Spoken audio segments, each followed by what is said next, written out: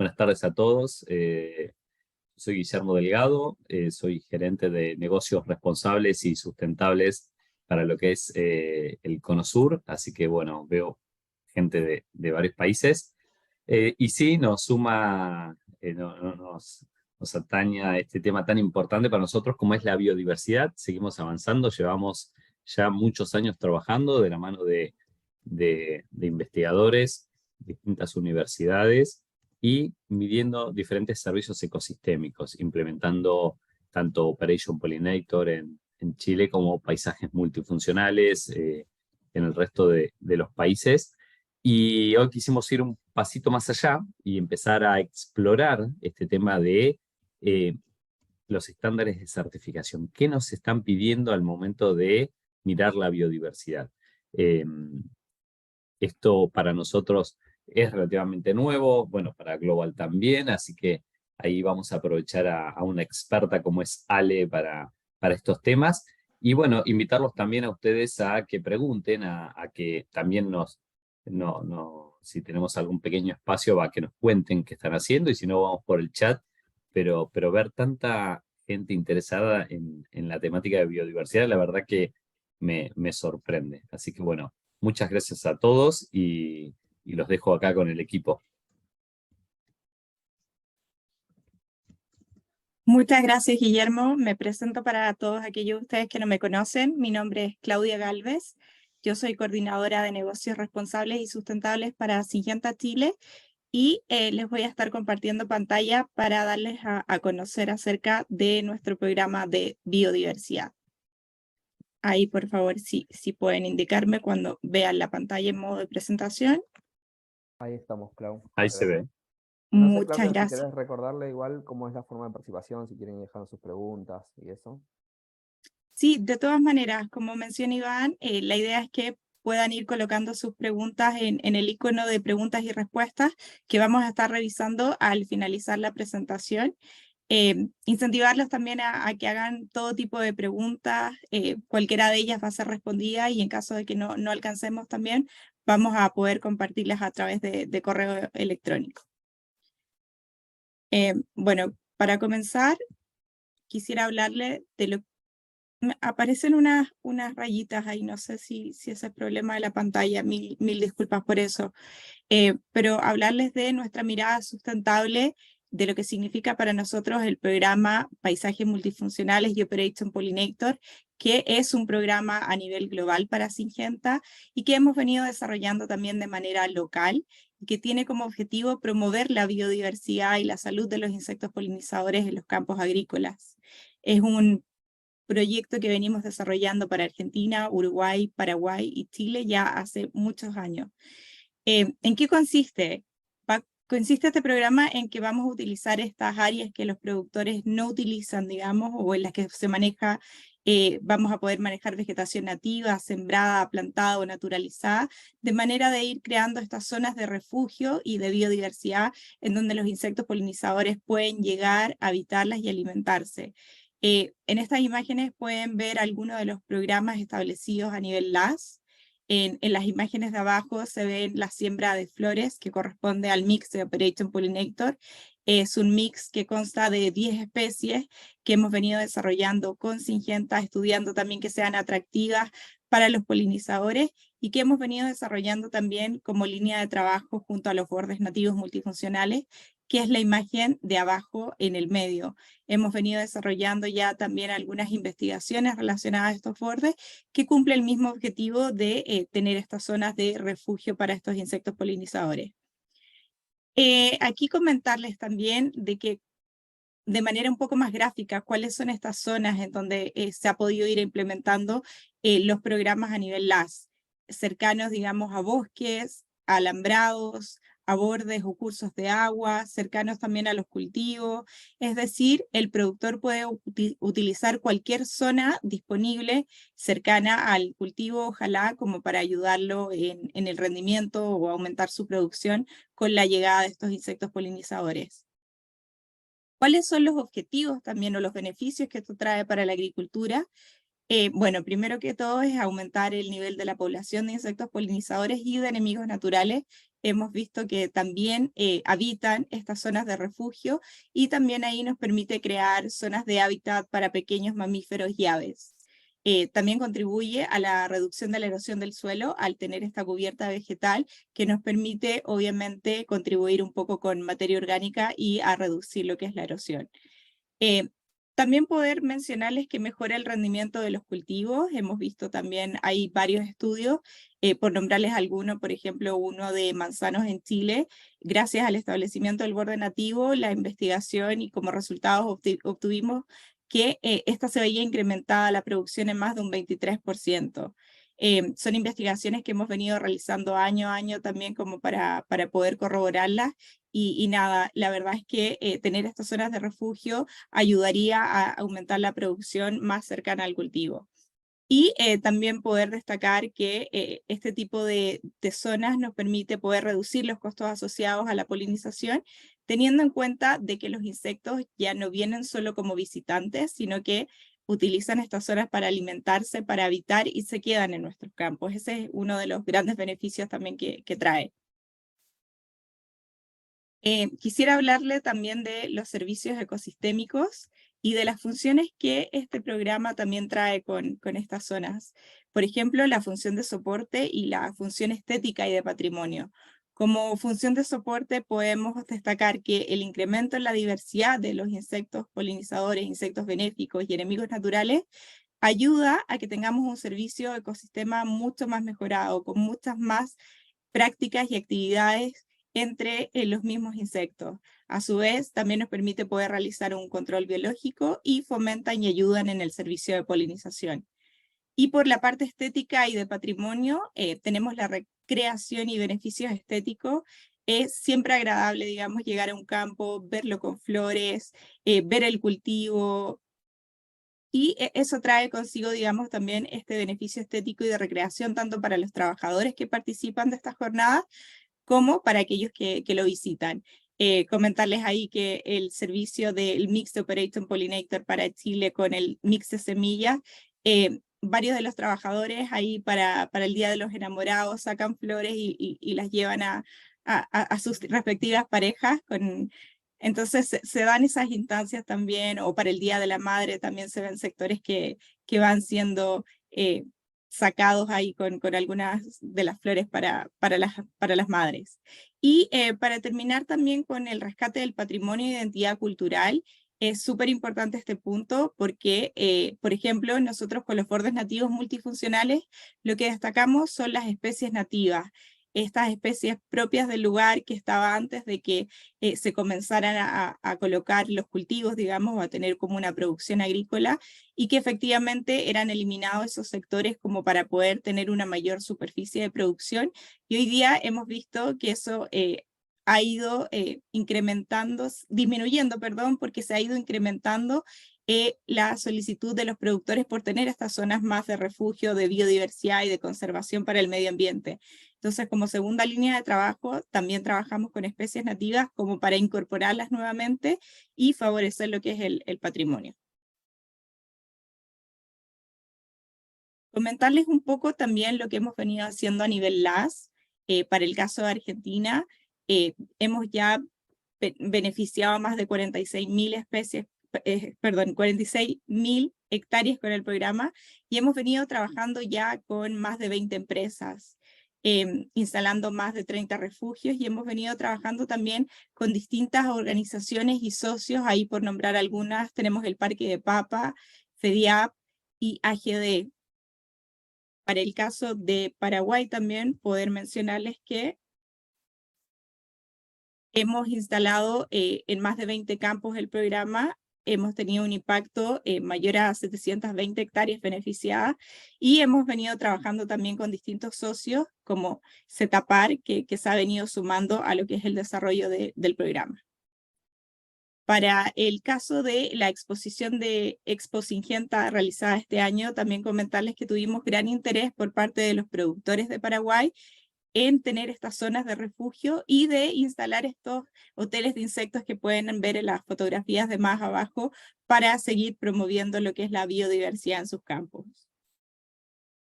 Para el caso de Chile, también comentarles que venimos desarrollando este programa y promoviendo la biodiversidad desde el 2014 y desde los inicios del programa hemos beneficiado más de 7.400 hectáreas en más de 258 campos.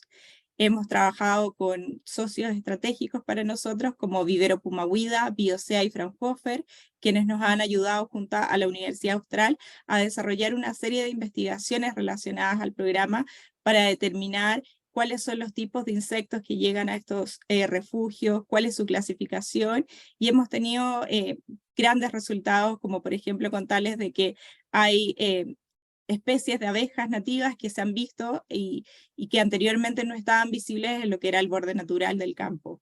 También invitarlos a ver lo que es la serie animada Bombus Dalbomi, las aventuras del polinizador chileno. Voy a estar compartiéndoles a través del chat también el link para que puedan revisar los capítulos.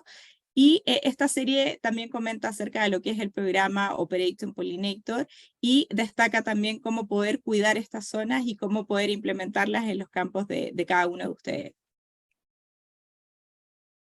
Aquí también algunas imágenes de algunos mix de flores instalados y algunas de las visitas de los polinizadores también que hemos podido observar. Ahí uno siempre piensa en la abeja como el principal polinizador, pero también hay que tener en cuenta que hay muchos más de 400 especies entre abejas, mariposas, abejorros, abejas nativas que hay que considerar también. Así que invitarlos a ser partícipes de este programa. Y ahora quisiera darle el paso a Iván, quien entiendo que también nos va a comentar acerca de lo que ellos están haciendo en Argentina, midiendo lo que es el índice de biodiversidad. Iván. Gracias, Clau. Si querés dejar la presentación, porque yo no tengo ninguna, pero veo muchas caras conocidas de Argentina, veo muchos participantes de acá del país, y quería comentarles que además de todo de lo que habló Clau, que en Argentina estamos trabajando en un indicador de biodiversidad que desarrollamos junto a CONICET, que nos va a permitir de alguna forma mapear qué tanto estamos haciendo en pos de la biodiversidad en nuestros establecimientos y qué tanto colaboran los refugios en este objetivo, ¿no?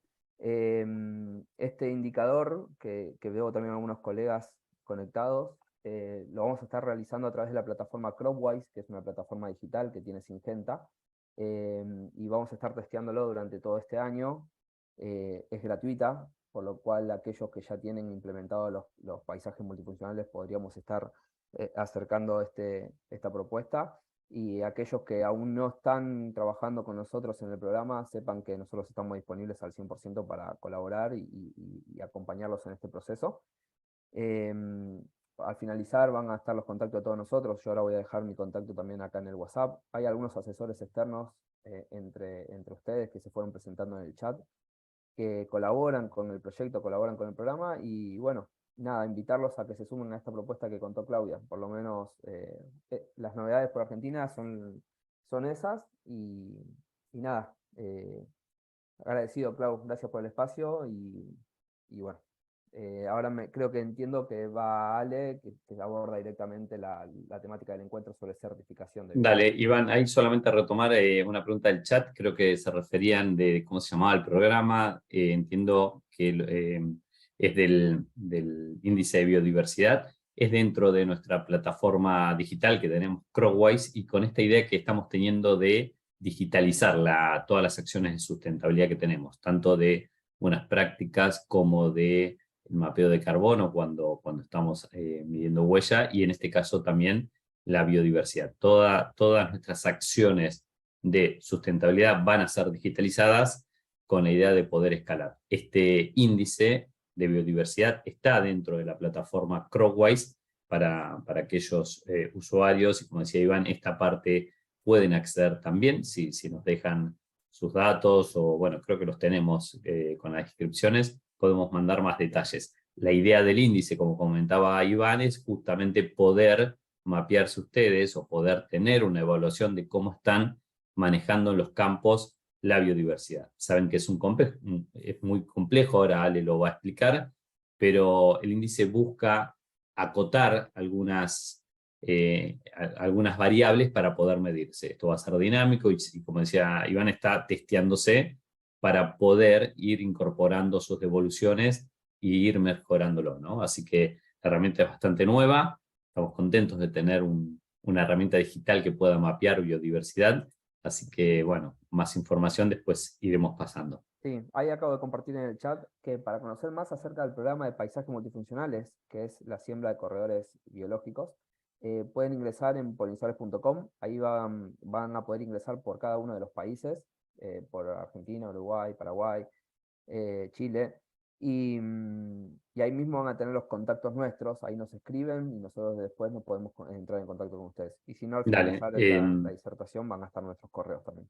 dale, y solamente para dejar en breve, no queremos adelantarnos, pero en breve va a haber un webinar del índice de biodiversidad, por eso no queremos, era un poco adelantarlo acá, pero no mucho, ya en unos días va a haber, vamos a sacar, que tenemos a la protagonista del webinar acá, Ro, que acaba de salir de filmarlo, así que no, y vamos a tener una sesión en vivo de mostrar el índice, así que no queremos adelantarnos, pues se está terminando de armar. Así que en unos días, dennos espacio que van a tener una explicación de cómo es el webinar.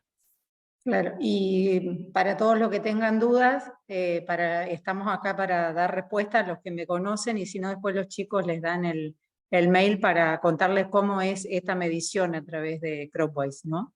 De esta plataforma digital. Y que va a estar bastante alineada con lo que Ale va a presentar, así que un poco lo que queríamos y la dinámica que queríamos, si bien lo contamos, lo del índice de biodiversidad, queríamos que conozcan lo que veníamos trabajando, un poco lo que contó Clau de nuestros programas, esto de la certificación, y vendrán nuestras herramientas de cómo también poder medirlo. Exactamente.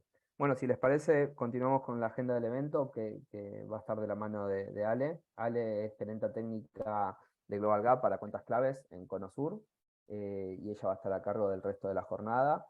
Cuentan con nosotros de vuelta y yo voy a ir respondiendo a las preguntas en el chat en la medida que van surgiendo.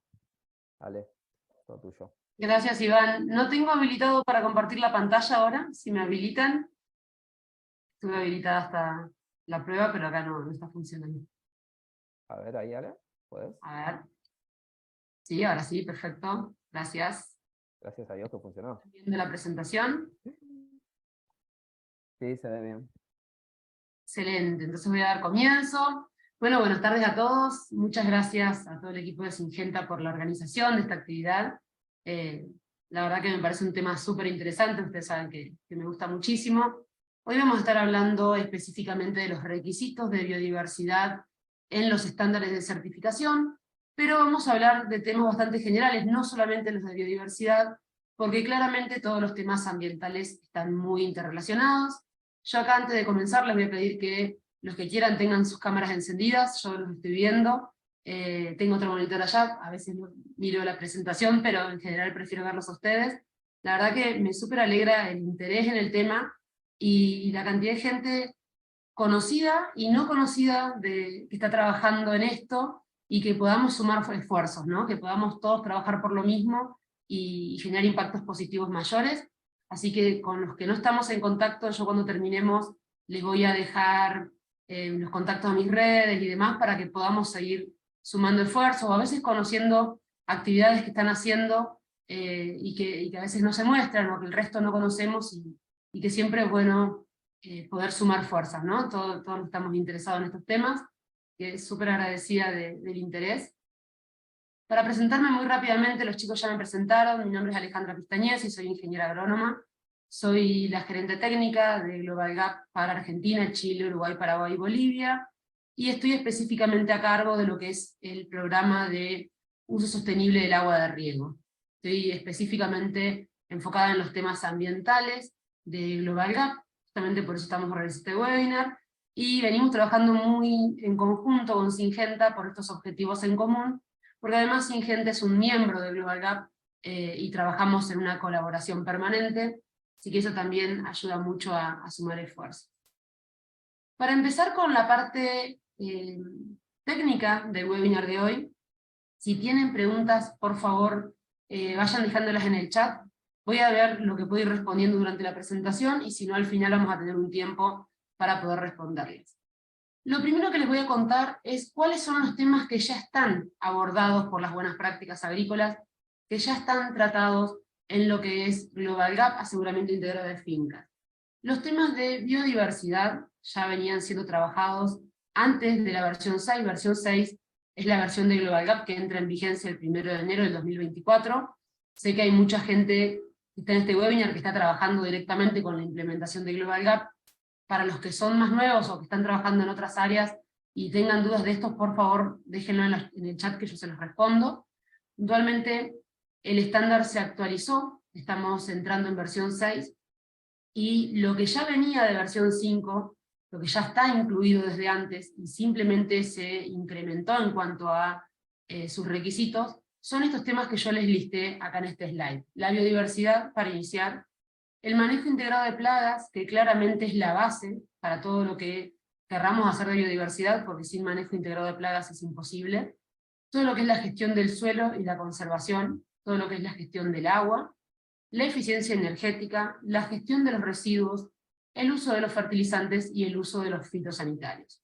Estos temas ya venían siendo abordados en las normas, principalmente en Global Gap, que es el estándar que más se está utilizando de buenas prácticas agrícolas, pero a partir de esta tendencia que hay en los consumidores, y esta tendencia que hay en los mercados, de exigir producciones más sostenibles en el tiempo, se han incrementado muchísimo. Los principales cambios en esta nueva versión de Global Gap tienen que ver justamente con la incorporación de mayores requisitos relativos al ambiente.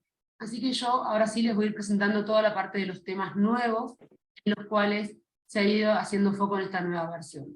Ustedes van a ver que yo les voy a hablar de varios temas que no son específicamente biodiversidad, pero tengan en cuenta que son temas que están muy relacionados entre sí. No podemos hablar de biodiversidad si no hablamos de un ecosistema agrícola, si no hablamos de un interés del productor, si no hablamos de una protección de las zonas naturales. Entonces, van a ver que muchos de los temas están muy relacionados entre sí.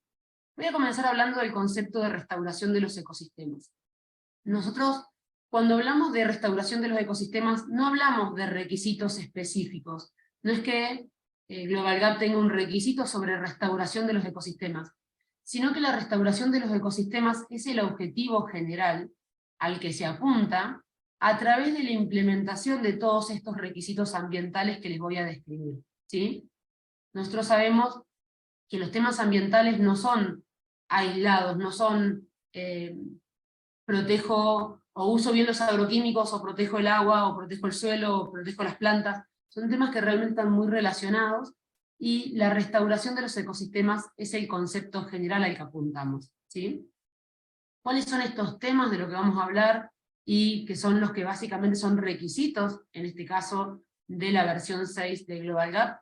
Restauración de ecosistemas es el concepto general. Mejora continua es otro concepto general del cual vamos a hablar al final, que tiene que ver con no solo hacer las cosas bien con respecto a cada uno de estos temas, sino cada vez hacerlas mejor. ¿Mejor que quién? Mejor que uno mismo. Nosotros no estamos buscando que el productor se compare con otros productores, o se compare con otras regiones. Nosotros lo que buscamos es que el productor, desde el punto en el que esté haciendo las cosas bien, las pueda hacer cada vez un poquito mejor. Entonces van a ver que estos dos temas son dos temas realmente transversales a todo lo que vamos a estar hablando. Y puntualmente como requisitos tenemos requisitos de gestión de plásticos, requisitos de biodiversidad, requisitos de gases de efecto invernadero, métricas, prevención de la deforestación y residuos alimentarios. Estos serían los grandes temas que les voy a mencionar hoy, que de nuevo les digo, no voy a hablar solamente de la biodiversidad, sino que me parece súper importante todos los conceptos que se interrelacionan con esto. Viendo si hay alguna pregunta. Bien. Lo vamos mirando nosotros, Ale, te avisamos. Ah, genial, gracias. Avísame cualquier cosa, Guille, así no salgo de la pantalla. Bien, entonces, cuando hablamos de un ecosistema agrícola, o de la restauración de los ecosistemas agrícolas, no estamos pensando en que de repente vamos a pedirle a todos los productores que dejen de producir y que se dediquen a tener zonas de conservación, porque eso tampoco sería realista. Nosotros sabemos que tenemos que aumentar las cantidades de alimentos producidos, porque estamos en un mundo con una población creciente que demanda cada vez más alimentos, y que los tenemos que poder cumplir esas demandas con cada vez menos recursos, con lo cual no estamos hablando de extremos, sino que estamos hablando de balance, de poder cumplir el objetivo que tenemos como productores de alimentos de abastecer de alimentos a esta población creciente, pero sin comprometer el ecosistema, sin comprometer a lo que es la sostenibilidad o el acceso a los recursos para las próximas generaciones, que es nuestro objetivo desde Global Gap. Entonces, un ecosistema agrícola, más allá de su definición concreta de factores bióticos, abióticos y demás, lo que busca es que nosotros podamos manejar este balance entre seguir produciendo alimentos, pero hacerlo de una manera más amigable con el ambiente, más amigable con los polinizadores, y favoreciendo la biodiversidad y los corredores biológicos y todos los factores que implican una mejora en los ecosistemas agrícolas. Eso como un poco de la introducción a los conceptos generales. Hay un registro en particular dentro de la versión nueva de Global Gap, que es un registro recomendado, todavía no es una obligación, pero quiero destacarlo porque habla de que el productor reconozca a la finca como un ecosistema agrícola que interactúa con los paisajes vecinos. ¿A qué se refiere esto? Se refiere a que los estándares, a que las normas de buenas prácticas agrícolas están pidiendo al productor que tome conciencia de su vínculo con el entorno. Hasta hace un par de años, hasta esta nueva versión de Global Gap, siempre se hablaba del límite de la finca hacia adentro, nunca se hablaba del hacia afuera. Los temas ambientales no están limitados. O sea, lo que hace mi vecino me afecta, lo que hace la comunidad me afecta, lo que yo hago afecta a todos los demás. Entonces, este primer requisito busca empezar a generar una conciencia en los productores, empezar a involucrarse en estos temas, que esto no es menor, porque el productor es quien toma la decisión sobre la disponibilidad de recursos, y no es lo mismo un productor que simplemente quiere producir hasta el último pedacito del campo y no le importan los impactos, que un productor que realmente es consciente del efecto que causa en la comunidad, en el ambiente, en el recurso hídrico, en la biodiversidad, ¿sí? Entonces, esto tiene mucho que ver con el concepto de empezar a hablar de acciones colectivas, o empezar a hablar de impactos compartidos en una comunidad, o en una cuenca, o en un valle, ¿sí? En una zona en particular de producción. Esto es algo que ha marcado un cambio en los estándares de buenas prácticas agrícolas. Sobre gestión de plásticos no voy a profundizar demasiado, pero se los quería mencionar porque realmente el tema de plásticos es un tema que ambientalmente está teniendo mucho impacto en este momento, es uno de los temas que tenemos que encontrar una solución. Ustedes saben que a nivel de la producción agrícola hay mucho uso de plástico. Acá no estamos hablando de los envases vacíos de fitosanitarios. Los envases vacíos de fitosanitarios tienen una gestión especial porque son un residuo especial, y tienen requisitos que se siguen cumpliendo, que tienen que ver con la ley también, pero acá hablamos de cómo mejorar la gestión del plástico a nivel de tanto el plástico de un solo uso como el plástico que se usa más de una vez, ¿no? Yo ahora les voy a dar algunos ejemplos. ¿Qué es lo primero que se pide sobre la gestión de plásticos? Se pide que el personal esté entrenado, que el personal sepa cómo usar los plásticos para tratar de gestionarlo de la manera más adecuada para no liberar plásticos al ambiente, o para extender la vida útil de los plásticos que se usan en la agricultura.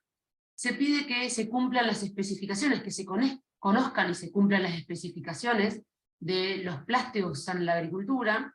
Se pide que se guarden de una manera correcta hasta cuando se vaya a hacer su disposición final, para evitar tener plásticos o pedazos de plásticos tirados por todos lados, y hemos visto algunos ejemplos hace muy poco tiempo en Argentina y en Chile de envases plásticos que han llegado con el mar por mala gestión de plásticos que terminan en el ambiente, y que también afectan ya no solamente adentro de los campos, pero también afectan al resto de los ecosistemas. También se pide que cuando sea posible haya reciclado, pero que también se busquen opciones, al uso de plástico, que cuando sea posible, por ejemplo, en vez de un mulch plástico, se utilicen mulch biológicos y demás, ¿sí? Como les decía, lo voy a mencionar muy brevemente, porque no hace tanto específicamente la biodiversidad, pero es hoy uno de los temas ambientales más preocupantes a nivel general en el mundo, no solamente de la producción agrícola. Bien, algunos ejemplos de plásticos que se usan mucho en la agricultura tienen que ver con los envases de cosecha, pero en algunas zonas las cubiertas de invernadero representan volúmenes súper grandes, los mulch, las bandejas flexibles de los viveros, diferentes equipos y utensilios que se usan en el campo. Bien, otro de los temas súper relevantes y relacionados con la biodiversidad y que han empezado a ser parte tanto de todos los estándares de buenas prácticas agrícolas y que hoy incluso se está hablando de huella de carbono y se está hablando de cuantificar el efecto que tenemos en cuanto a emisión de gases de efecto invernadero, y bueno, toda la parte de gases de efecto invernadero. Yo acá les agregué un poquito de contenido teórico, es uno de los temas en los que más hemos recibido consultas, incluso de agrónomos, incluso de gente que trabaja en temas ambientales hace mucho tiempo. No todos hemos tenido formación en lo que es específicamente gases de efecto invernadero, así que agregué un poco de información para, antes de explicarles los requisitos. Ustedes saben que los gases de efecto invernadero son aquellos que atrapan el calor en la atmósfera y contribuyen al efecto invernadero. No sé si vieron, pero hace 2 días tuvimos el día más caluroso registrado en la Tierra, lo cual es terrible, porque vamos superando nuestros límites, y ya se está demostrando que todo esto es real. Cuando mucha gente dice que esto no está pasando, sí está pasando, el cambio climático es algo concreto, y gases de efecto invernadero es uno de los grandes causantes, que además claramente tienen un vínculo con el impacto en la biodiversidad, ¿sí? No vamos a profundizarlo porque ustedes esto sí lo conocen. Cuando hablamos de gases de efecto invernadero, hay que tener en cuenta que no hablamos solamente de dióxido de carbono, y ese es el gran error en la agricultura al momento de hablar de gases de efecto invernadero. El dióxido de carbono es uno de los gases, el metano es otro, el óxido nitroso es otro, y los gases fluorados, estos son los 4 grandes grupos, por lo cual siempre hablamos de dióxido de carbono equivalente. O sea, se buscan equivalentes. Estos gases tienen diferentes duraciones en la atmósfera, tienen diferentes impactos. Entonces, para poder hablar en general del tema, para realizar mediciones y tener métricas, hablamos de dióxido de carbono equivalente. Ahora, ¿cómo la agricultura genera gases de efecto invernadero cuando sabemos que en el cultivo de plantas estamos tomando dióxido de carbono del aire para producir ese material vegetal? Bueno, tenemos que tener muy en cuenta el uso de fertilizantes, principalmente los fertilizantes nitrogenados, que liberan óxido nitroso a la atmósfera y aportan a los gases de efecto invernadero. Todo lo que tiene que ver con la gestión del estiércol y los residuos de cultivos, y acá tiene mucho que ver con la producción de metano, principalmente, y de dióxido de carbono. Ustedes saben que hay cultivos, por ejemplo, como el arroz, que cuando se manejan en situaciones de mucho anegamiento y no se dejan los tiempos suficientes de secado de suelo, la cantidad de metano que se genera es muy alta y la huella de carbono del cultivo es muy, muy alta. Y por supuesto, el que más conocemos, que es el uso de combustibles fósiles. Cuando hablamos de uso de combustibles fósiles, no hablamos solamente de lo que se usa para la producción del campo. El gran aporte de gases de efecto invernadero a través de los combustibles fósiles está dado por el transporte a destino.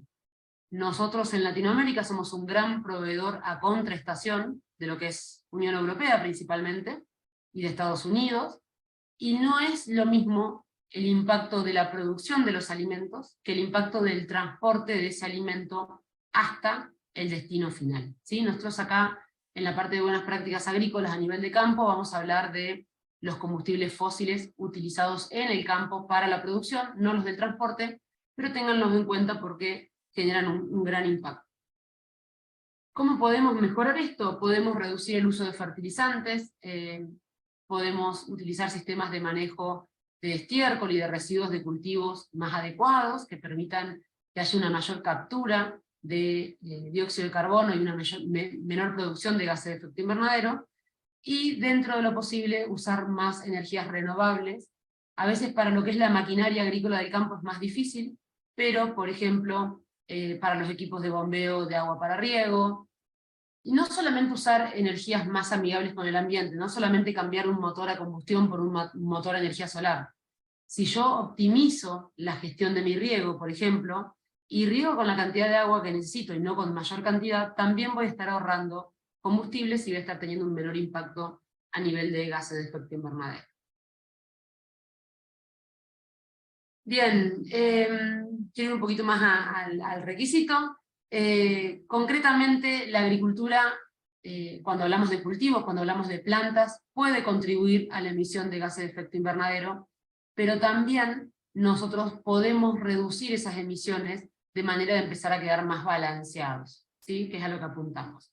Ahora, después de este pequeño concepto teórico, ¿cuáles son los nuevos requisitos de versión 6 de Global Gap sobre gases de efecto invernadero? Puntualmente se pide que la finca, el campo, pueda contribuir a la reducción de los gases de efecto invernadero y a su eliminación de la atmósfera. Entonces, empezamos a tener puntos en los cuales se piden a los productores que no solamente tomen conciencia de que están generando estos gases, sino que tomen medidas para reducir esa emisión de gases. Luego hablamos de que el productor tiene que ser consciente. Fíjense que es la segunda vez que nombro al productor y la segunda vez que hablo de que sea consciente. Cuando hablamos que sea consciente en qué formas puede reducir las emisiones de gases de efecto invernadero. Hay un tema clave que es que muchas prácticas se han naturalizado y hay cosas que los productores las hacen porque las hicieron siempre y no son conscientes que están mal. No hace muchos años los productores quemaban los envases vacíos de fitosanitarios y lo veían como una buena práctica agrícola, ¿sí? Entonces tenemos que darnos cuenta de que el productor conozca de esto, que sepa que está bien y que está mal, y que tome conciencia, va a generar un impacto positivo prácticamente automático. Es clave el involucramiento del productor en la toma de decisiones más conscientes con respecto a temas ambientales. Bueno, dentro de este requisito, uno de los ejemplos de conciencia del productor es la restauración de ecosistemas, de nuevo relacionado con lo que ya venimos hablando hasta ahora. Bien, algo que es importante cuando hablemos de gases de efecto invernadero es tener métricas, es saber cuánto estamos generando, y acá es donde los cálculos se hacen sobre dióxido de carbono equivalente por hectárea por mes, y dióxido de carbono equivalente por kilo y por mes. Estas son mediciones un poco más complejas, estos requisitos todavía son recomendados para Global Gap, porque sabemos que no va a ser algo fácil para el productor incorporarlos, pero es la tendencia en cuanto a los nuevos requisitos. Poder tener métricas, poder tomar decisiones en base a datos, y poder mejorar. Lo que uno no controla, no lo puede, lo que uno no lo mide, no lo puede mejorar, ¿sí? Bien, este punto que viene a continuación está muy relacionado con biodiversidad y tiene que ver con la prevención de la deforestación. Un importante tema a tener en cuenta para proteger y fomentar la biodiversidad es frenar el cambio de uso del suelo. Ustedes saben que el cambio de uso del suelo es uno de los grandes problemas a nivel ambiental, a nivel mundial. Cuando hablamos de cambio de uso del suelo, hablamos de deforestar zonas naturales para producir cultivos, deforestar zonas naturales para ganadería, deforestar zonas naturales para ciudades. De hecho, si uno ve imágenes satelitales del crecimiento de las ciudades en los últimos años, puede ver que es muy claro el impacto, y se puede ver dónde antes habían zonas naturales y hoy hay solamente cemento. Entonces, el tema de cambio de uso del suelo es una de las tendencias a nivel global. De hecho, ya hay regulación a nivel de la Unión Europea en la cual definen que no quieren comprar más productos que provengan de zonas deforestadas a partir de este año, y hay diferentes regulaciones con respecto a esto. Ya mucho se perdió, eso ya lo sabemos, no lo podemos, no podemos volver atrás y cambiarlo, pero al menos se empieza a pedir que no pase más, que deje de haber cambio de uso del suelo. Con respecto a estos requisitos, nosotros tenemos dos grandes requisitos nuevos que tienen que ver con no convertir ecosistemas y hábitats naturales protegidos en zonas agrícolas, y que en el caso de que hayan zonas agrícolas que se hayan desarrollado en zonas que estaban protegidas, poder restaurarlas. Estos son dos requisitos, yo se los voy a mostrar. Fíjense que estos requisitos son mayores, yo sé que algunos no están relacionados con Global Gap, pero un requisito mayor es un requisito que si el productor no lo cumple, no puede certificar, no puede aprobar. Ese es el nivel de importancia de este tema. El primer requisito pide que si el productor desmontó una zona natural protegida a partir del 1 de enero del 2014, ese productor no va a poder certificar, ¿sí? No hablamos de zonas naturales no protegidas, hay un montón de zonas naturales que son campo, son monte natural que se pueden desmontar y se pueden plantar, todavía hay un montón de lugares. Estamos hablando de zonas protegidas. Esto además pasa a ser un tema legal. El tema del año, que es algo que nos han preguntado mucho, ¿por qué desde el 2014 y no pedirlo desde 2023 o desde 2024, cuando empezamos con esto? 2014 es una fecha clave porque es cuando se firma el Pacto de Cambio Climático, y ese año coinciden varios eventos ambientales en los cuales se define que el cambio de uso del suelo es uno de los principales causantes del cambio climático, ¿sí? De toda esta situación que estamos viviendo. Entonces, como primer requisito, el productor tiene que demostrar que no desmontó una zona natural protegida a partir del 1 de enero del 2014, y como segundo requisito, como segundo requisito, si el productor desmontó una zona natural protegida entre el 2008 y el 2014, en este periodo antes de que se defina la importancia del tema, tiene la opción de restaurarlo, ¿sí? Todavía si ese productor restaura esa zona, vuelve a sacar el cultivo, vuelve a empezar un trabajo de restauración, ese productor podría llegar a aprobar. Si ese productor no restaura esa zona, ese productor de ninguna manera va a poder certificar Global Gap, ¿sí? De esto hay un montón de información complementaria.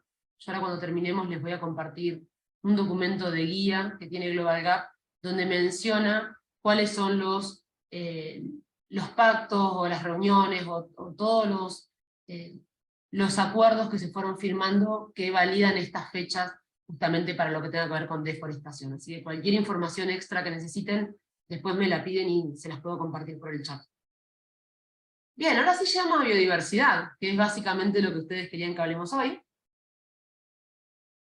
Lo que pasa es que no hay biodiversidad sin protección de los ecosistemas, no hay biodiversidad sin prevención de los desmontes, entonces tratamos de vincular todos estos temas.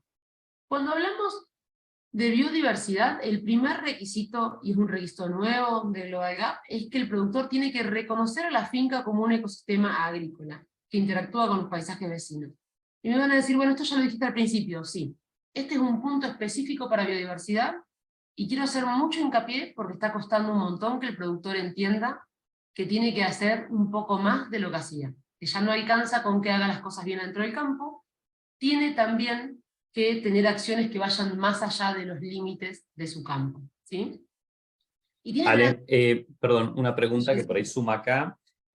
¿Para esta protección alcanza con la protección de ley de bosques que tenemos en Argentina, por ejemplo, lo debería tener algún nivel de protección adicional? Siempre, yo ahí si quieren después les comparto exactamente toda la legislación aplicable sobre zonas de protección, pero puede que no esté dentro de la ley de bosques y puede que sea un sitio Ramsar. O sea, mientras esté protegido por cualquier tipo de protección de zonas naturales, esa zona no se puede desmontar. Si apuntaba ahí la pregunta, sino que me aclaren un poquito. Dale, Es seguimos por ahí. y te vamos sumando. Dale, gracias. Bien, lo que les voy a ver un momentito acá atrás. Lo que me refiero con esto es de que es clave empezar a entender el vínculo que hay como partes interesadas de un todo cuando hablamos de temas ambientales. Esto de verdad que se está haciendo muy difícil, muchos productores realmente no lo entienden, pero por ejemplo, si yo quiero hacer un corredor biológico, yo no puedo hacer un corredor biológico yo como productor solo. Tengo que tener un vínculo con los demás productores para poder tener un objetivo en común y poder tener un impacto positivo mayor. Entonces, este es un tema que a pesar de ser recomendado en esta versión, seguramente se va a ir incrementando porque es la tendencia. El siguiente requisito tiene que ver con que el productor tenga un plan para proteger y fomentar la biodiversidad en su finca, que básicamente se sienta a pensar qué medidas tiene que tomar para tener impactos significativos, positivos. También se pide que este plan esté implementado. Esto, aunque parezca mentira, cuando nosotros pedimos que un productor tenga un plan, como en este caso, pero no tenemos un requisito que pide que esté implementado, los productores dejan el plan escrito en una carpeta y no hacen nada. Entonces, para evitar esa situación, se puso un requisito nuevo, menor, que pide que haya un plan de mejora y de protección de la biodiversidad, pero que también esté implementado, que esas medidas se hayan tomado, que hayan medidas concretas que el productor pueda mostrar al momento de la evaluación externa para demostrar que lo está haciendo. Después, dentro de este plan, las medidas tienen que fomentar la biodiversidad. Acá hay que siempre tratar de conocer la legislación vigente o trabajar con organizaciones que estén trabajando en estos temas en la zona, porque lo que en algunos lugares sería una buena práctica para fomentar la biodiversidad, en otros lugares está prohibido. Acá tenemos que tener mucho cuidado con no tomar medidas que sean contrarias a lo que está permitido, o que vayan en contra de algún tipo de medida regional, o de las ONG, o de algún organismo nacional, o un organismo técnico. También se pide que las áreas improductivas se utilicen como áreas de interés ecológicos para promover, para proteger y fomentar la biodiversidad. Nosotros siempre hablamos de áreas improductivas, porque en general el productor todas las áreas productivas las quiere tener cultivadas. Acá es clave lo que están haciendo con el programa de Syngenta, con paisajes multifuncionales, y con Operator Pollinator, tener ciertas zonas del campo, aunque sean los bordes, aunque sean las partes improductivas, como áreas de conservación, como áreas sensibles en las que no pongan agroquímicos, en las que tengan un lugar para que se puedan desarrollar no solamente insectos, sino que se pueda generar un incremento en la biodiversidad. Todo esto que estamos hablando es todo muy lindo, pero como en todos los puntos anteriores estamos empezando a pedir métricas. La gestión de la biodiversidad se tiene que respaldar con métricas. Tienen que haber mediciones. Yo no puedo decir, no, yo veo que hay más insectos que antes, o yo veo que hay más pájaros que antes. Hay veces que uno a simple vista nota que hay un impacto positivo, pero tiene que estar cuantificado, tengo que poder medir si hay más especies, si hay más individuos de qué especies. Acá lo que se pide para empezar es que al menos estén medidos los metros cuadrados, o las hectáreas cuando sea posible, de zona de conservación. Eso es una métrica que es mejor que no tener ninguna métrica, ¿sí? Van a ver que para cada uno de los temas ambientales se fueron incorporando estos conceptos de métricas. Bueno, Guille, vos me avisa si hay alguna pregunta, ¿cierto? Bien. Dale, avanzamos. A residuos alimentarios, a ver, todo esto que estamos haciendo no tiene ningún sentido si después estos alimentos que producimos se tiran. Ustedes saben que hay producciones en las cuales el 50% de lo producido se tira por cuestiones estéticas, por cuestiones de mal manejo, por diferentes situaciones, ¿sí? Entonces, no sirve de nada haber hecho todo ese esfuerzo en producir de una manera más eficiente, protegiendo el ambiente, protegiendo la biodiversidad, si yo después ese alimento lo voy a tirar y no va a llegar a las personas que lo necesitan. ¿Qué tenemos como requisitos con respecto a desechos alimentarios? Básicamente que la producción excedente que no se distribuye a los clientes, como para tener una definición a qué se refiere, que la producción excedente busque llegar al consumo humano. Por ejemplo, si yo no coseché cierta parte del cultivo por cuestiones estéticas, pero ese alimento está en condiciones de ser consumido por humanos, por personas, yo tengo que poder, por ejemplo, donarlo a un comedor, donarlo a una escuela. Cada productor va a ver cuáles son sus metodologías. De nuevo, tiene que ir alineado con el cumplimiento de la ley. Por ejemplo, en Brasil esto no está permitido en muchos casos, no se pueden hacer donaciones de alimentos, tienen que siempre ir cumpliendo la ley. Si ese alimento estuviera apto para consumo humano, ¿sí? Les voy a dar el ejemplo de manzanas. Las manzanas que son muy chiquitas no van al mercado porque no las pagan. Pero esas manzanas pueden ir tranquilamente a un comedor, a una escuela, a un jardín de infantes.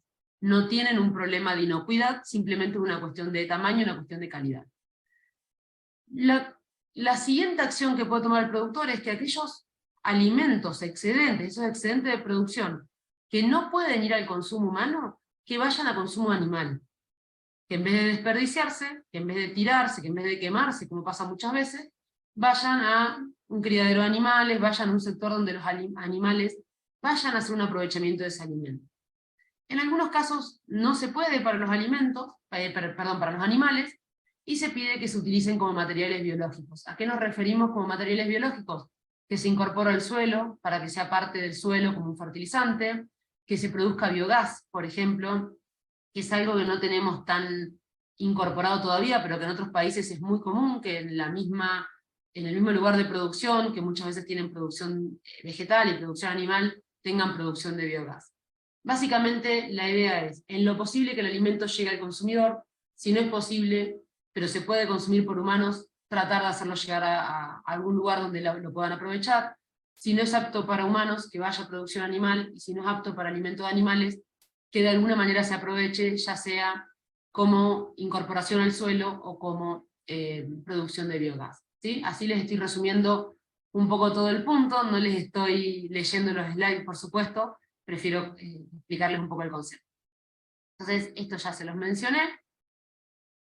Tienen que tener evidencia de qué hicieron con esos excedentes, ¿sí? Tienen que haber registros donde hayan al menos estimaciones aceptables de las cantidades, y poder ver un poco el porcentaje de esa producción que fue para excedentes. Ahora voy a hablar, cambio completamente de tema, voy a hablar de mejora continua. Yo se los mencioné antes, mejora continua aplica a todos los temas de Global Gap, no solamente a los temas ambientales, pero dentro de los temas ambientales también hay que tenerlo en cuenta, porque el concepto es que el productor esté cada vez un poquito mejor de lo que estuvo antes, ¿sí? Cuando hablamos de mejora continua, se aplica lo que la mayoría debe conocer como el ciclo de Deming, el planear, hacer, verificar, actuar. Es el, bueno, yo planifico lo que voy a hacer, verifico que lo que hice fue lo que dije que iba a hacer, reviso, chequeo que si fue o no fue así, si no fue así evalúo las desviaciones, y en función de toda esa información yo vuelvo a tomar decisiones. ¿Para qué? Para volver a empezar ese ciclo de la mejora continua un poquito más arriba, ¿sí? Este requisito aplica a todos los puntos de la norma. Yo espero que se aplique puntualmente lo ambiental.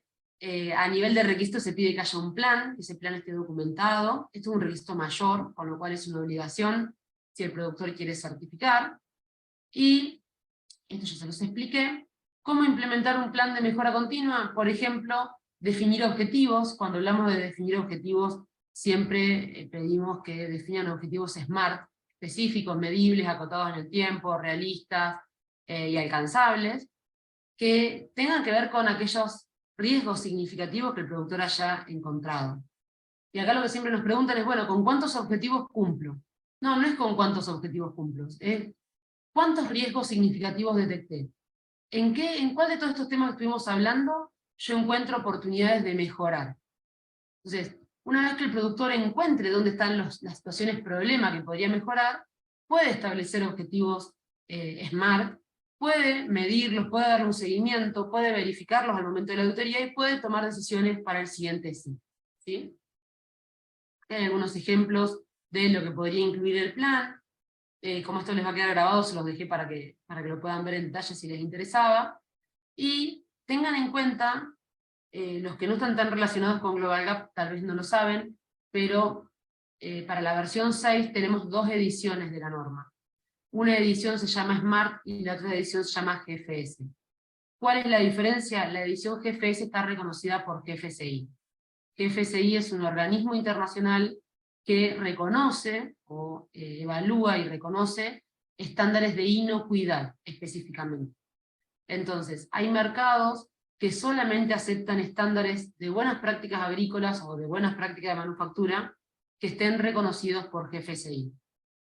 GFSI es bastante complicado, tiene unos niveles muy altos de exigencia, y hay productores que venden a mercados que no tienen este requisito y que realmente prefieren tener una versión un poquito más flexible. Estoy tratando de resumirlo mucho, es un tema bastante más largo, cualquier duda me lo preguntan, es para que los que no estén tan en el tema lo conozcan. Hay requisitos, como el de mejora continua, como la implementación del plan de mejora continua, que son mayores en la edición GFS y son menores en la edición SMART. Esto para los que están implementando la versión 6 es súper relevante, para los que no están tan relacionados con el tema, me preguntan cualquier duda y lo retomo. Y ahora sí llegamos a métricas. Recuerden que yo les mencioné que a lo largo de todos los cambios en el estándar nuevo de Global Gap se incorporó mucho el concepto de métricas, principalmente a los temas ambientales. Esto no tiene que ver solamente con la certificación de Global Gap, tiene que ver con una tendencia clara de los consumidores y de los compradores a nivel de supermercados. Quieren saber cuánto impacto estamos teniendo en las diferentes áreas, ¿sí? Y en función de esto poder empezar a medir cómo bajar ese impacto. La primera métrica que se pide es la de gestión de la biodiversidad. Esto tiene que ver, yo ya les dije un montón de información, esto acá tiene que ver, por ejemplo, con el área, la extensión del área que se considera zona natural o seminatural y que está protegida dentro del campo del productor. Esta es una métrica muy simple para biodiversidad, pero hasta ahora no había ninguna, con lo cual esto va sumando. Luego, dentro de métricas tenemos el uso de energía. Cuando hablamos del uso de energía, muchas veces los productores guardan la factura de la electricidad como si esto fuera una métrica de uso de energía. Tengan en cuenta que muchas veces la mayor cantidad de energía utilizada en el campo es energía fósil, y acá no solamente se pide el uso de energía total por mes, sino que se pide la proporción entre energía renovable y energía no renovable. Esto es un dato relevante para las métricas ambientales. El siguiente tiene que ver con gases de efecto invernadero, y acá es donde les mencioné anteriormente que se pide que se midan el equivalente de dióxido de carbono por hectárea y por mes, y por kilo por mes. Esta es una métrica. Todas estas métricas son recomendadas, no son obligatorias para esta primera vez que se incorporan en la norma, pero es la tendencia y es hacia donde tienen que ir los productores. Todo lo que tenga que ver con métricas de fertilizantes, y acá tiene que ver con cantidades de nitrógeno, fósforo y potasio, principalmente en kilos por cultivo y en kilos por hectárea por mes. Lo mismo con agua, se incorporó una métrica de agua que pide que por lo menos se cuente con la cantidad de metros cúbicos por sitio por mes, por campo, digamos, o luego pasado hectárea. Tengan en cuenta que todavía estamos, hay lugares como Chile que tienen caudalímetro en cada bomba de riego y que tienen telemetría en cada canal, y después tenemos situaciones como donde estamos en algunas zonas de Argentina, como donde yo vivo, que se abre la compuerta del canal y el agua entra, y no hay muchas veces más que estimaciones bastante imprecisas.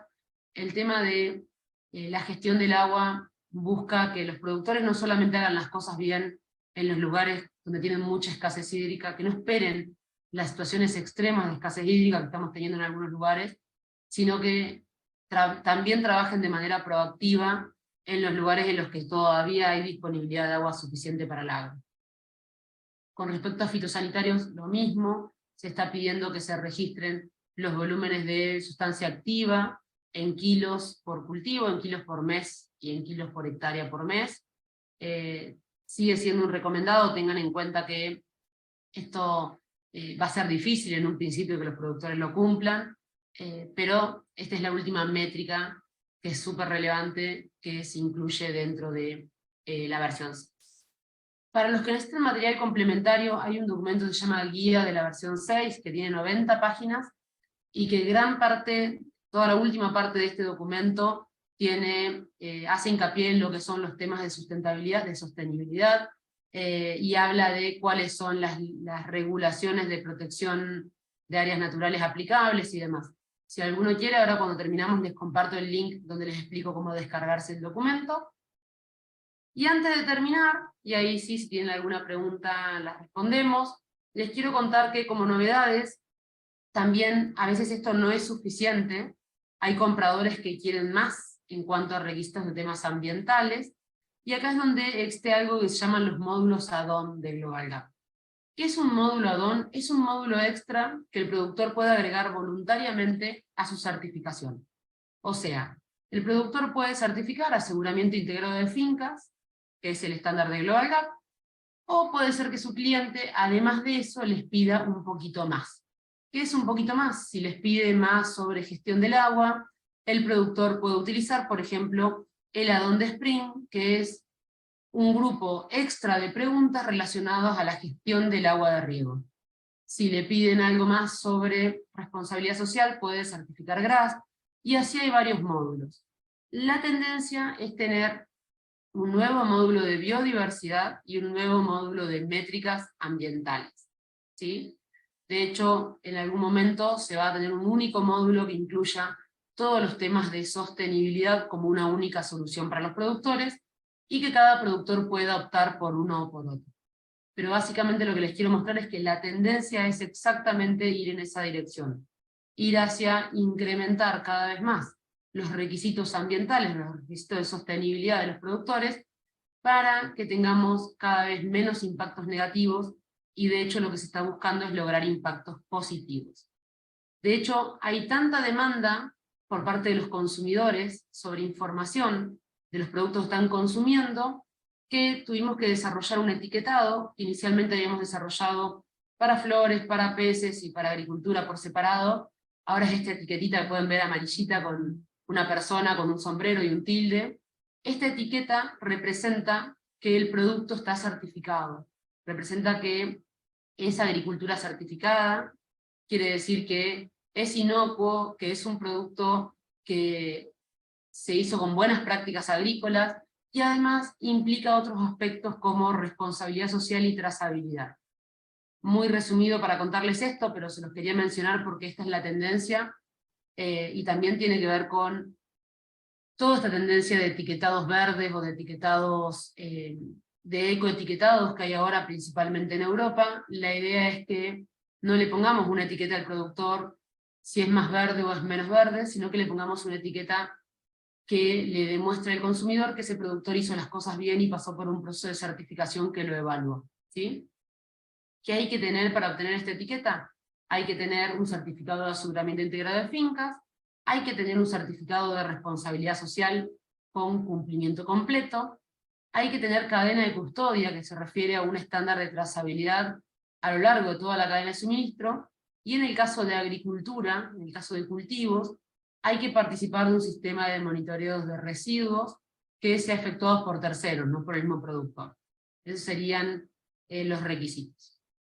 Yo con esto terminé justísimo con el tiempo que me dijeron que termine, y ahora sí, si tienen preguntas vamos a las preguntas, mientras invitarlos a seguir la página web de Global Gap, ahí tenemos muchísima información, todos los documentos de Global Gap son gratuitos y los pueden descargar de la página. También nos pueden seguir en Instagram, tenemos el Instagram de Global Gap, el mío que es ale-pistagnesi, en general hago todo en español y bastante más accesible que esté en español, y todos los miércoles hacemos un vivo y tratamos algunos de estos temas. Y el Instagram de GGN Label es el Instagram de la etiqueta que les acabo de mostrar. También tenemos un canal de YouTube que es Global Gap 08, y un canal de YouTube que es Alejandra Pistagnesi, que es donde subo los webinars, las grabaciones de los vivos, los instructivos como, de dónde encontrar los documentos y demás. Y último, pero no menos importante, también estamos en LinkedIn, por supuesto, como Global Gap o como Alejandra Pistagnesi. Quería compartirles esto antes de terminar y pasar a las preguntas. Ahí Clau les está compartiendo los links para que puedan acceder más fácil a los perfiles, y la verdad me parece súper interesante con los que no estamos en contacto, pero que están trabajando en estos temas, estar en contacto, conocernos y ver cómo entre todos podemos sumar. Ahí, Guille, no sé si hay alguna pregunta. Sí, Ale, muchas gracias por tu exposición. La verdad es que es súper interesante lo que nos cuentas. Ahí quedó pendiente también poder compartir un material. Nosotros, si quieres, puedes compartirlo a nosotros y nosotros se lo hacemos llegar a quienes participaron hoy de la capacitación. Y comentarte que José Crouch nos escribió, dice, es importante considerar los diferentes gases de invernaderos y sus equivalentes a toneladas de CO2. Si nos puedes comentar algo y invitar al resto de los participantes también a poder hacer sus preguntas. Sí, es clave porque gases de efecto invernadero, vieron yo el nombre que hay varios distintos, hay algunos que tienen, que se producen en mayor cantidad, pero que tienen mucho menos duración en la atmósfera, y hay algunos que se producen en muy poquitas cantidades, pero la duración en la atmósfera es casi infinita, o sea, es muy difícil que se complete su proceso de degradación. Entonces, el tema de poder identificarlos y poder medirlos en el agro, también les va a permitir darse cuenta de dónde están los problemas cuando uno tiene fallas, ¿no? Como, a ver, un gas de efecto invernadero de los que tenían los equipos de refrigeración viejos, tiene un impacto fuertísimo, aunque sea un volumen muy chiquito, ¿sí? Entonces, el tema de conocer las equivalencias y poder darse cuenta de que a veces una práctica que parecía que no tenía impacto, tiene mucho más impacto que otra, o el tema de la sobrefertilización, por ejemplo, cuando hacen las cuentas, cuando hacen los cálculos de dióxido de carbono equivalente, son súper importantes. No es tan fácil hacer los cálculos. Nosotros en Global Gap tenemos en una página un link con algunas empresas que hacen cálculos que les pueden servir de referencia. De hecho, tenemos algunos miembros de Global Gap que ofrecen el servicio de hacer el cálculo gratuito a través de ciertas herramientas a los productores. Que si necesitan información, después me piden y les puedo facilitar los contactos si les interesa específicamente esa parte. Muchas gracias, Ale. También nos preguntan si hay algún tipo de formato para realizar el plan de biodiversidad? Algunas variables que sí o sí debamos tener en cuenta y que tengan que estar presentes. Bien, nosotros no tenemos formatos específicos, sí la guía esta de versión 6 que les mencioné tiene bastante información al respecto. El requisito yo nada más, cuando ustedes van a la norma de Global Gap tienen un principio y tienen un criterio, ¿sí? O sea, tienen una intención de lo que tienen que buscar y tienen un criterio que lo detalla un poquito más en cuanto a lo que deberían tener. En el principio no tienen tanta información, pero si ustedes van al punto de la norma y ven el criterio, tienen bastantes guías de ejemplos de temas que tienen que tener en cuenta al momento de desarrollar el plan de biodiversidad. Sí, sí hay bastante información en el documento de la norma y también en la guía de versión 6. Solo que la guía de versión 6 está únicamente en inglés, mientras que los demás documentos de Global Gap están todos también en español. Gracias, Ale. También nos preguntan si Global Gap pide de manera recomendada u obligatoria que las fincas o las granjas agrícolas tengan la estimación de la huella hídrica o huella de carbono, por ejemplo, para la agroindustria bananera. Bien, les voy a mostrar algo en la presentación un momentito, más que nada para aclararle a los que no están tan acostumbrados a esto. En cuanto a lo que son mediciones, la medición de agua, la medición de métricas del agua, es recomendada como todas las otras mediciones, ¿sí? Pero la gestión hay puntos menores y hay puntos mayores con respecto a los registros. Lo que es la métrica específica es recomendada. Si ustedes van al estándar, si van a la norma, cada uno de los requisitos dice al lado si es recomendado, si es menor o si es mayor. Y para los que sí están implementando ya lo que es versión 6 y tienen dudas sobre esto, nosotros hicimos algunos videos de resumen de versión 6. Hicimos uno el miércoles, perdón, voy a hablar al mismo punto. Hicimos uno el miércoles, hace 3 miércoles, con un resumen de los nuevos mayores. La semana pasada hicimos un resumen de los nuevos menores, y esta semana hicimos un resumen de los nuevos recomendados. Tal vez les va a resultar más fácil ver los videos y ver bien cada parte de los requisitos, si quedó como menor, como mayor o como recomendado. Más que nada para no confundir a los que no están tan relacionados con el tema. Bien. Ale, también hay una consulta con respecto a la parte de gestión de plásticos, Sí. donde hacían referencia si únicamente aplica para lo que son envases vacíos de productos fitosanitarios o a todos los plásticos que se manejan en la finca, ya sean de mulching y demás, ¿no? Ese requisito aplica a absolutamente todos los plásticos.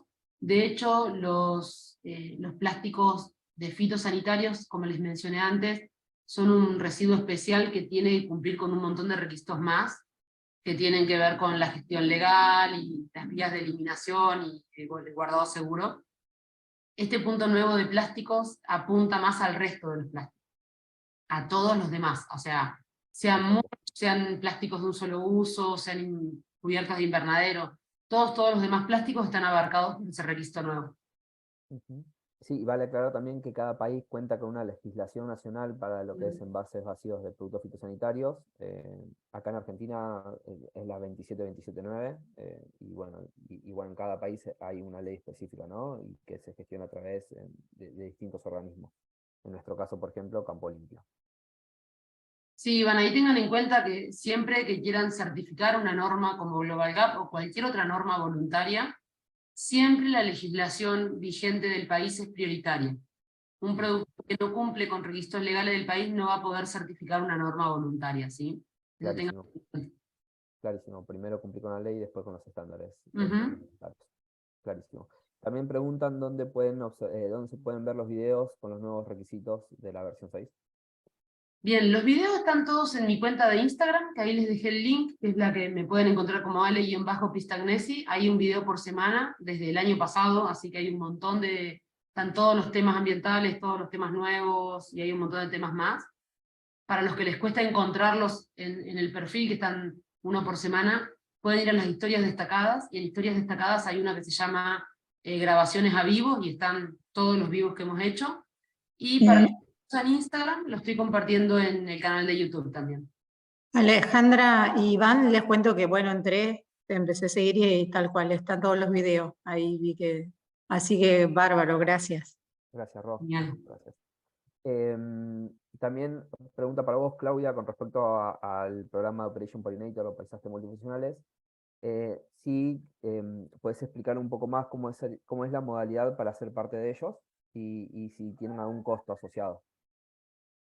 Sí, bueno, ahí comentarles también que nosotros a través de la página web www.polinizadores.com tenemos todo el detalle de cómo poder participar para cada uno de los países y tenemos una zona de contacto para que nos puedan hacer llegar sus preguntas, porque es diferente para cada uno de los países.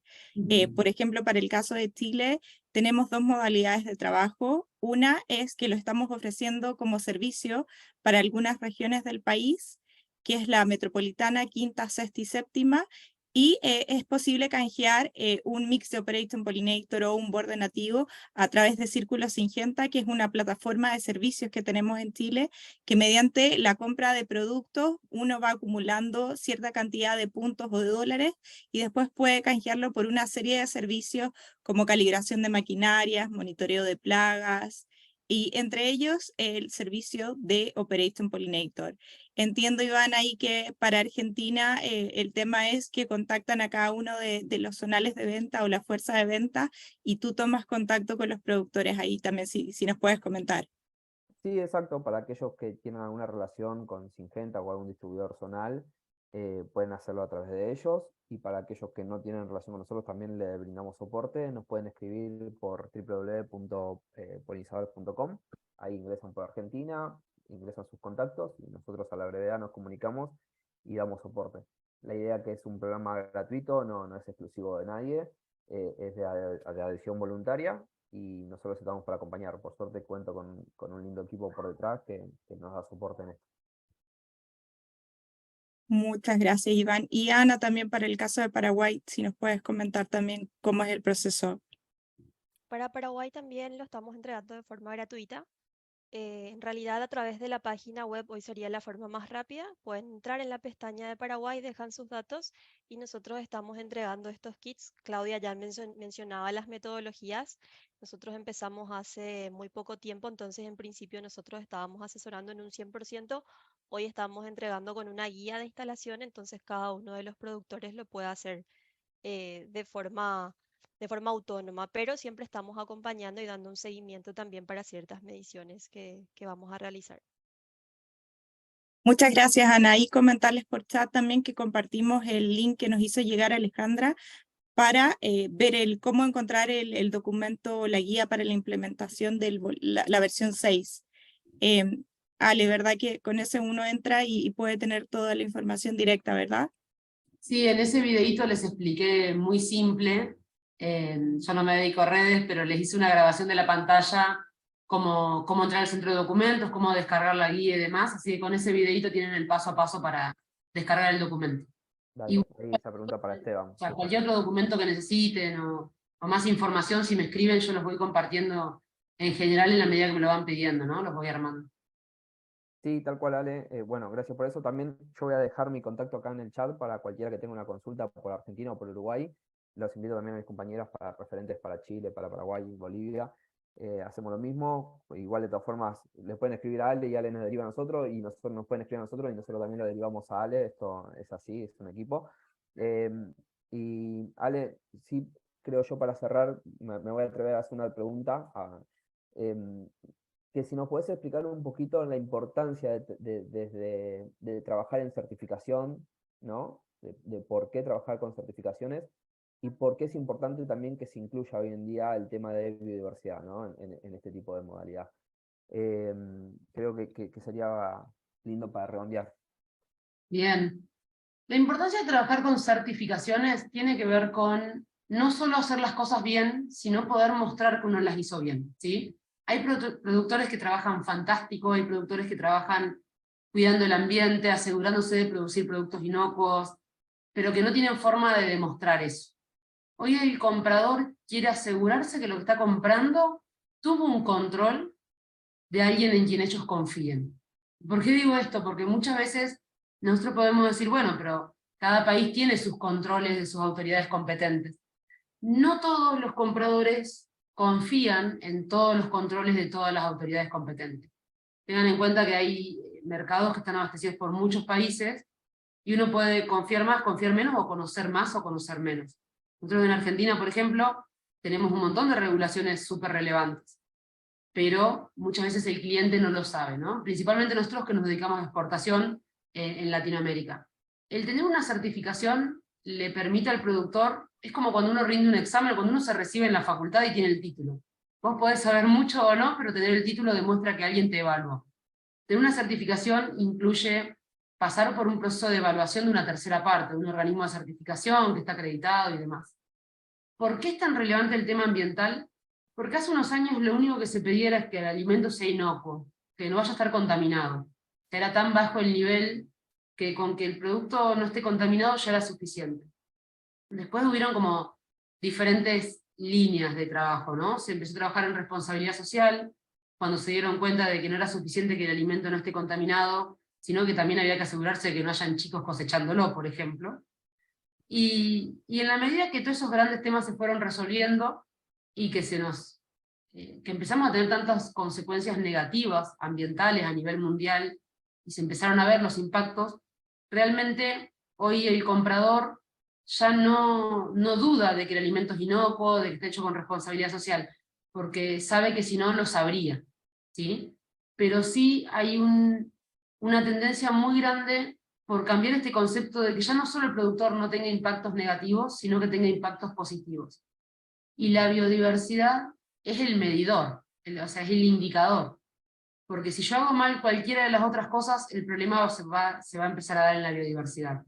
Y una pérdida de biodiversidad sería irremediable en este momento, como lo está haciendo la pérdida de suelo, ¿no? El cambio de uso de suelo que estamos teniendo. La verdad que es una cuestión, por un lado, comercial, hay que reconocerlo, porque mucha gente lo hace simplemente porque si no, no puede vender sus productos. De hecho, hay empresas que hoy pagan, pues, o sea, que pagan por tener secuestro de carbono, por compensar sus emisiones de carbono, y eso es algo que los productores también tienen que empezar a aprovechar.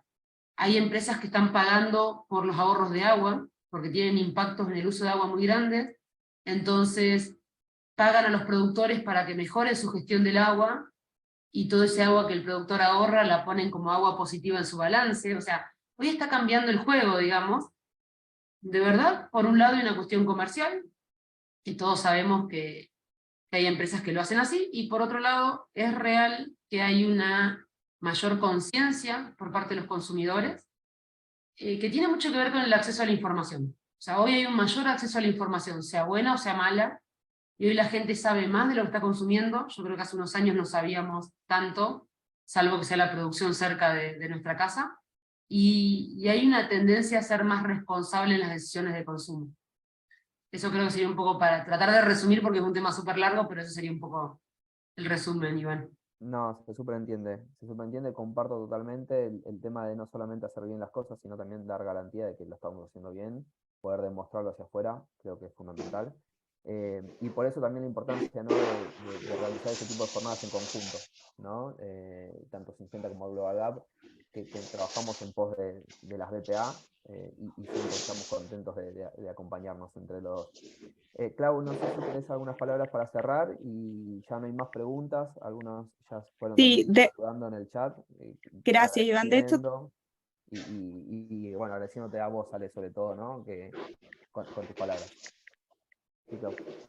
muchas gracias, Iván. De hecho, también hemos tenido súper buenos comentarios acá. Federico también nos escribe y nos dice muy interesante la incorporación de estos temas ambientales en el agro, y nos hace un agradecimiento ahí al equipo y a Alejandra. Y si te parece, Ale, y para poder terminar con esta actividad y agradecerles a todos ustedes su participación, Sergio nos pregunta, dice, cuando Ale hace referencia a que el productor tiene que cuidar un ecosistema más allá de los límites de sus campos, ¿es válido si el productor participa en acciones de educación ambiental? Sí, Sergio, eso es válido. Esa es una de las formas de demostrar un involucramiento con la comunidad, ¿no? Trabajar con las escuelas, con las comunidades. La verdad que es una de las acciones colectivas que de alguna manera se está buscando. Muchas gracias, Alejandra. Como decía Iván, nuevamente agradecerles la buena convocatoria que tuvimos desde que comenzamos con la difusión de esta actividad. agradecerte a ti nuevamente, Ale, por todo el compromiso que siempre has tenido con cada una de las jornadas de capacitación que hemos venido realizando junto al programa Actualizándonos, que involucra a todo el equipo de LAS. Así que mis más sinceras felicitaciones también por ser siempre tan clara en la definición de los conceptos y poder atender ahí a cualquier interrogante o pregunta que vaya surgiendo. Así que me despido por acá, te dejo ahí para que puedas dar tus palabras de cierre. Dale, muchas gracias Claudia, muchas gracias a ustedes por organizar esta actividad, y bueno, quedo a disposición, tienen todos mis datos para encontrarme en caso que quieran profundizar alguno de los temas o que los pueda ayudar con algo. La verdad que estoy más que convencida de que esto, para que realmente funcione, lo tenemos que hacer todos juntos, no alcanzan las acciones individuales, y nada, súper abierta a participar de cualquier actividad que sume, y muy agradecida con ustedes. Muchas gracias a todos y será hasta la próxima. Que estén muy bien. Chao, chao. Muchas gracias. Chao, Chau, chau, chau.